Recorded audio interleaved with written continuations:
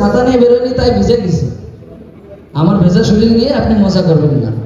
মনে রাখবেন ভেজা শরীর শুকায় যাবে, কিন্তু আপনার মজা নেওয়াটা আমার মনে থাকবে। এর মানে কেউ কখনো দুরবস্থায় থাকলে, কেউ কষ্টে থাকলে তাকে নিয়ে ঠাট্টা করবেন না, মজা করবেন না। হয়তো বা সে ঠাট্টা করা বা হাতি হাবড়ে পড়লে পার, হাতি যখন কাদায় পড়ে তখন কি বলে? চাঞ্চিকায়ও লাথি মারে। তো ব্যাপারটা হচ্ছে যে হাতি কিন্তু ওই জিনিসটা ফলো করে রাখে।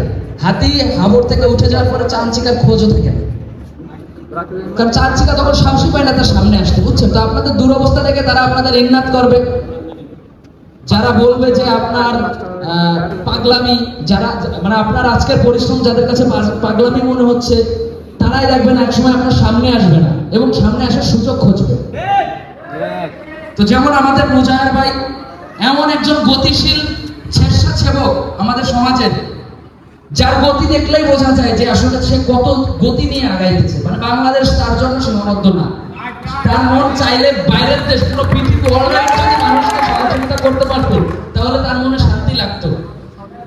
তো সে কিন্তু এই চট্টগ্রামে থেকে কিন্তু পুরো বাংলাদেশের মানুষের পাশে যায়, পাশে এগিয়ে যায়, রাস্তা থেকে ধরে ধরে মানুষকে সহযোগিতা করে এবং প্রত্যেকটা মানুষকে সে যেভাবে দেখে, আমি তো দেখছি যে তার ফলোয়ার্স, ভিউয়ার্স, তাদের জন্য যেভাবে সে উপহার রাখে। আপনাদের তো মন চায় নাকি যে আপনারাও একজন কন্টেন্ট ক্রিয়েটর হবেন? দেখেন বাংলাদেশে কোটি কোটি মানুষ, এর ভিতর থেকে তারাই সবসময় থেকে যাবে যারা ভালো কন্টেন্ট ক্রিয়েশন নিয়ে জার্নি শুরু করবে। তো কখনো এই যে বর্তমান দেখবেন যে বেপর্দার যে একটা ব্যাপার, অশ্লীলতা, কাপড় ব্লগ বা এগুলো যেভাবে বৃদ্ধি পাচ্ছে, তাতে করে কিন্তু আমাদের সমাজের সোশ্যাল মিডিয়াটা পচে যাচ্ছে। তো প্রত্যেকটা এই জিনিসটা সবসময়ের জন্য ফলো রাখবেন যে যেন নিজের সব থেকে দামি জিনিস কি? ঘরের বউ।